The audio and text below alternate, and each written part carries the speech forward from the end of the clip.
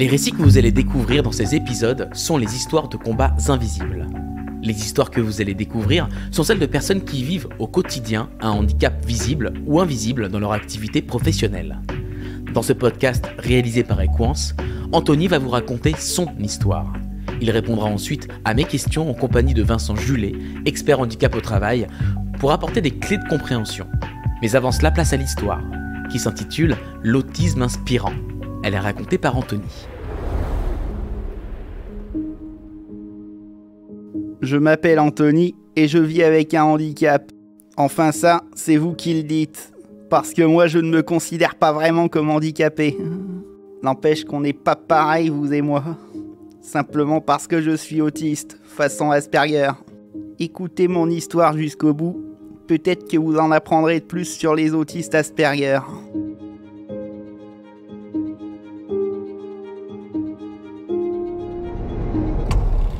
Je suis dessinateur technique en bâtiment et je travaille chez Equance depuis mars 2023.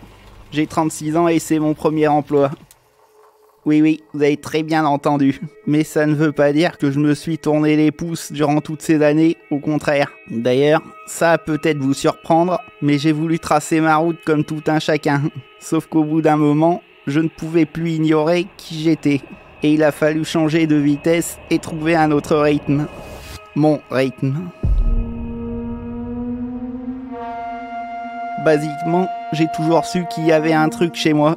J'ai été présumé autiste parce que j'étais plus sensible que les autres. Et c'est important de garder en tête le mot présumé, parce que ça fait pas mal la différence. D'ailleurs, pour faire simple, c'est quoi un autiste Asperger ? C'est 3 ingrédients magiques: hypersensibilité, comportement relationnel atypique, et enfin mon préféré, concentration des centres d'intérêt. C'est-à-dire que j'ai moins de centres d'intérêt que vous, mais ce qui me passionne plus que vous. Du coup, je suis plus pointu sur mes connaissances, je vois des détails que d'autres ne peuvent pas percevoir même en plan large, je suis plus doué en écriture, lecture, calcul et résolution de problèmes. Oui, vous pouvez le dire, ça relève un peu du génie. Mais bon, faut rester modeste, hein. Après, niveau social, c'est pas top quand on est autiste. On fait plus d'efforts pour s'intégrer, mais on n'y voit pas vraiment d'intérêt. C'est pas naturel chez nous, c'est comme ça. On est un peu décalé, mais ce n'est pas évident tous les jours. Quand j'étais plus jeune, la prise en charge des autistes n'était pas systématique. Il y avait très peu d'établissements scolaires adaptés et moi j'ai pas eu de chance à ce niveau-là. Pendant un long moment, je faisais des allers-retours en hôpital de jour juste parce qu'on ne savait pas trop comment s'occuper de moi. Bref, quand t'es présumé autiste, t'es un peu seul. Et c'est surtout ça qui est handicapant. Et voilà pour la première partie de l'histoire d'Anthony, racontée par Anthony qui est à côté de moi. Ça va Anthony ? Ça va. Comment tu te sens en racontant cette histoire ? C'est pas super simple à décrire, parce que quand même beaucoup de traumatismes et compagnie qui remontent. Ouais. On va en parler ensemble justement. À tes côtés, Vincent Julet. Bonjour Vincent. Bonjour David. Vincent, tu es consultant management et handicap. Tu es également un acteur associatif très engagé localement et nationalement. Et on a des questions, j'ai des questions à te poser pour mieux comprendre certaines choses. La première question, elle est pour toi, Vincent. Anthony dit ne pas avoir eu de chance concernant sa prise en charge. Est-ce que c'est vraiment une question de malchance ? Non, malheureusement, c'est pas une question de malchance. Je crois qu'aujourd'hui, on peut dire qu'on ne sait pas encore gérer correctement les enfants différents. On a tendance à vouloir mettre encore tout le monde dans la même case et cela doit changer. Pour cela, il faut sensibiliser les camarades de classe, mais aussi le corps enseignant. C'est fondamental. Anthony, tu mentionnes que tu as toujours su qu'il y avait quelque chose de différent chez toi. Je percevais surtout un décalage avec les autres au niveau des intérêts. Ouais. Aussi bien les intérêts à l'école qu'en dehors. Parce qu'en fait, je voyais que bien que tout le monde ne mettait pas la même intensité au travail. Il y a une question d'hypersensibilité lorsqu'on est autiste. Est-ce qu'il y a des situations ou des stimuli qui t'affectent particulièrement ? Dans mon cas personnel, c'était beaucoup la lumière. Les lumières vives m'attiraient, ce qui fait qu'au niveau concentration, disons dans une boîte de nuit ou une salle où il y a vraiment des gros néons, là par contre, concentration zéro. T'arrives pas à te concentrer lorsqu'il y a beaucoup de lumière. Sans compter qu'au niveau auditif aussi, ça pouvait jouer pas mal. Quand les bruits étaient soudains, je sursautais à chaque fois et justement, Ça faisait qu'à un autre moment, on pouvait avoir des acouphènes à force d'en entendre. Est-ce que tu avais des copains, Anthony, à l'école? J'en avais malheureusement très peu. C'est un sentiment de solitude très jeune qui t'a habité, c'est ça? C'est ça. Sentiment de solitude qui est en fait le deuxième effet qui se coule des difficultés des relations interpersonnelles. Vincent, est-ce que tu peux nous en dire plus sur cette caractéristique, ce sentiment de solitude et comment elle se manifeste chez ces personnes autistes? C'est à la fois des difficultés dans la relation sociale, dans la communication, dans le comportement et parfois une déficience intellectuelle. L'enfant et l'adulte qui vit avec l'autisme fonctionnent différemment. Et donc, cette différence le pèse et c'est ce qui fait généralement cette incompréhension du monde qui l'entoure, que la personne est souvent seule. Alors, Anthony a parlé de son hypersensibilité, et je crois que c'est un point aussi essentiel, parce qu'effectivement, c'est assez général et assez répandu chez les personnes qui vivent avec l'autisme. On va avoir une hypersensibilité généralement au bruit, une hypersensibilité à la lumière, on peut avoir une hypersensibilité au toucher, à la foule, et c'est extraordinairement fatigant, usant pour chaque personne qui vit avec ce syndrome. Anthony, ce que je te propose, c'est de nous livrer la deuxième partie de ton histoire et on en parle juste après. J'ai tenté de vivre une vie normale pendant très longtemps. Déjà, je voulais intégrer une équipe de Formule 1 et travailler sur les moteurs des engins pour faire gagner des dixièmes de seconde au pilote. Ce qui pour vous paraît bizarre, mais dans ce monde-là, c'est ce qui fait la différence. Du coup, j'ai fait des études. Je me suis donné à fond des caramels à coups de 60-70 heures par semaine jusqu'à ce que je me prenne mes limites en pleine poire. Quand je voyais mes camarades épuisés en cours à la fin de la semaine, il fallait imaginer que moi, je devais fournir 2 fois plus d'efforts. C'est moi qui tâchais de m'adapter alors que ça aurait dû être l'inverse. J'ai fait 2 ans de prépa et après il y a eu l'école d'ingénieur. C'est là que tout a basculé. En gros, il y avait moins d'heures de cours, mais à côté de ça, il fallait que je travaille pour manger, que j'apprenne à gérer ma vie tout seul sans ma famille derrière, et enfin que je me rue à finir des rapports ou à réviser mes partiels en même temps. Comme mes parents n'avaient pas beaucoup de sous pour m'aider, je me suis trouvé accumuler pas mal de pression pour assurer le quotidien. Sauf qu'à la fin, j'ai craqué.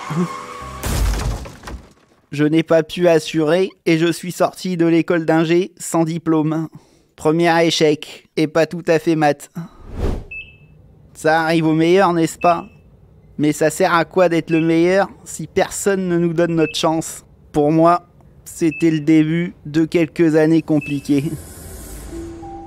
Déjà, faut savoir que quand tu es autiste, t'as beaucoup moins de chances de trouver un travail, et encore moins quand tu n'as pas de diplôme. J'étais chez mes parents à cette époque, et pour eux ce n'était pas évident. D'autant plus qu'en 2016, l'assistance sociale a détecté quelques troubles chez moi. J'ai donc dû aller à Bordeaux pour me faire diagnostiquer. C'est là qu'arrive mon nouveau pote Asperger. Et je dis nouveau pote parce que jusque-là, on m'a seulement présumé autiste. Maintenant que le diagnostic était sans appel, on pouvait se projeter dans une direction avec ma famille. Voilà pour cette deuxième partie de l'histoire. Anthony, ça fait quoi d'entendre que tu es Asperger? À ce moment-là de l'histoire. À ce moment-là, c'était comment dire, un choc dans un premier temps. De me dire, ça y est, tous les efforts que j'avais faits pour pouvoir ressembler à une personne normale, en fait, ça part directement à l'égout, puisqu'à la base, je ne suis pas normal. Pas normal dans le sens où le fait que l'autisme soit là me classe dans une autre catégorie. Tu as quel âge en 2016 lorsque tu es diagnostiqué? Je venais juste d'avoir la trentaine. Donc 30 ans où tu considères que tu as fait des efforts pour devenir normal, alors que tu entends que tu n'es pas comme tout le monde, tu es différent, et tu as cet autisme Asperger, c'est ça? C'est ça. Est-ce que c'est commun pour d'autres autistes Asperger d'être en situation d'échec et pourquoi? Déjà dans l'enfance, on a des petits qui sont souvent seuls, On a un corps enseignant qui ne comprend pas toujours. On parle parfois, moi j'ai déjà entendu des enseignants dire tiens, celui-là il n'a pas l'air autiste, ce qui ne doit plus s'entendre.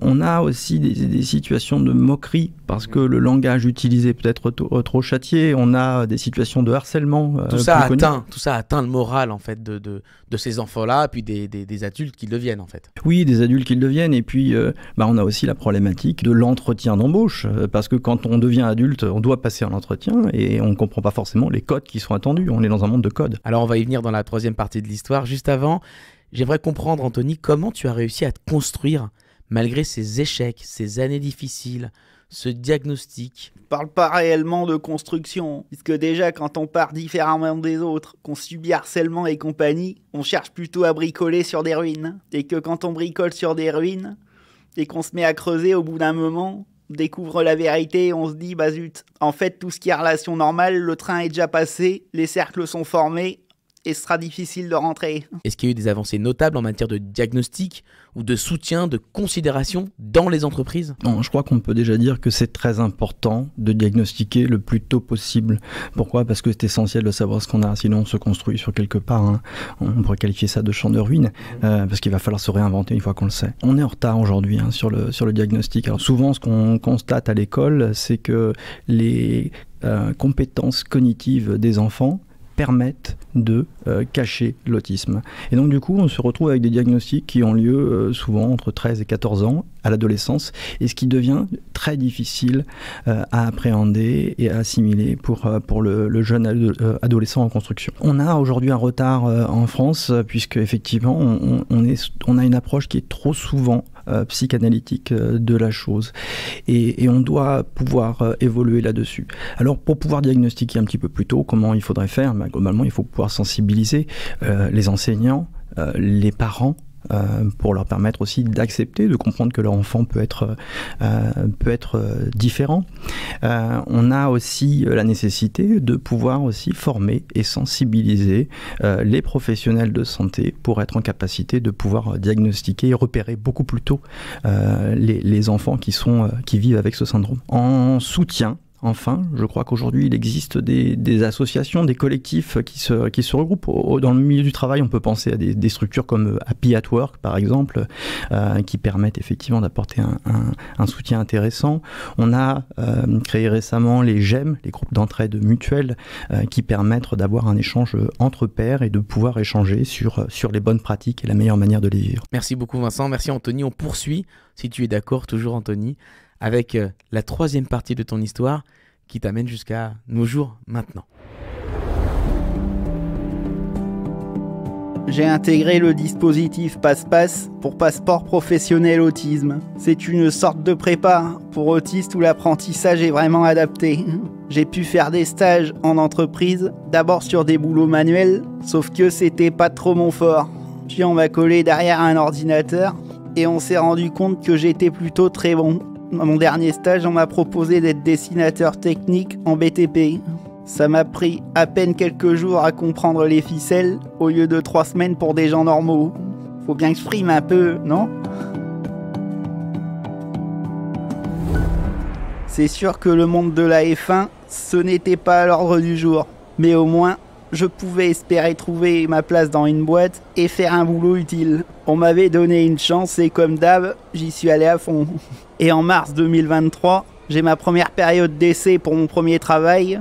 J'arrive chez Equance et comme n'importe quel candidat, je passe un entretien d'embauche. Le CV est assez court. Et la lettre de motivation, pas très originale. Je lui réponds que c'est mon premier entretien d'embauche, mais que j'ai déjà fait 3 stages. Oui, d'ailleurs, j'ai d'excellentes recommandations à votre sujet. Et c'est pas moi qui leur ai demandé, hein. J'imagine bien.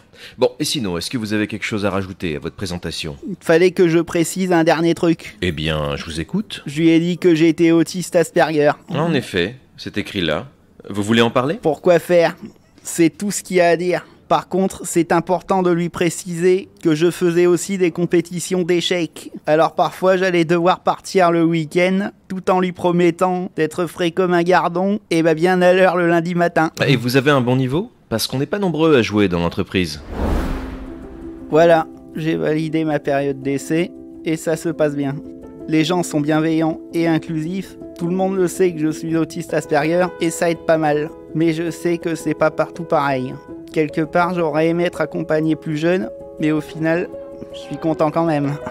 Si on m'a donné une chance à moi, alors pourquoi pas en donner à un autre autiste aussi doué que moi, et peut-être même moins doué d'ailleurs. Il ne faut pas réduire les autistes ou handicaps basiques comme dans Forrest Gump ou Rain Man, sinon les gens vont avoir peur. Au pire, ils vont te coller une étiquette complètement fausse. Ce ne serait pas juste pour nous parce qu'on se donne 2 fois plus de mal pour arriver au même niveau qu'une personne normale. Suffit juste de nous laisser faire nos preuves et vous verrez, vous serez conquis.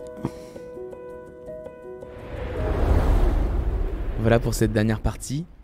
Quelques questions avant de terminer. Anthony, comment tu te sens dans ton job? Raconte-moi. Dans mon job, je me sens surtout bien intégré.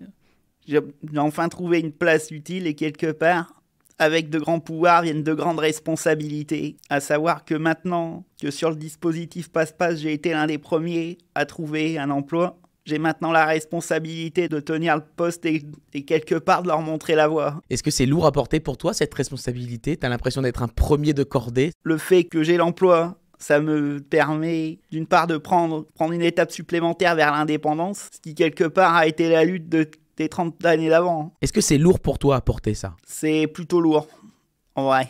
C'est-à-dire, qu'est-ce que tu ressens avec cette responsabilité-là? Qu'est-ce que ça a comme conséquence, cette lourdeur? Déjà, ça a cette conséquence que contrairement à l'école d'ingénieur, où j'avais fini par sombrer quelque part avec l'alcool, de ne pas répéter déjà les mêmes erreurs, d'autant plus que là, contrairement aux années d'avant, il n'y aura peut-être pas de deuxième filet de sécurité. Vincent, comment elles se matérialisent, les difficultés des Asperger dans le monde du travail?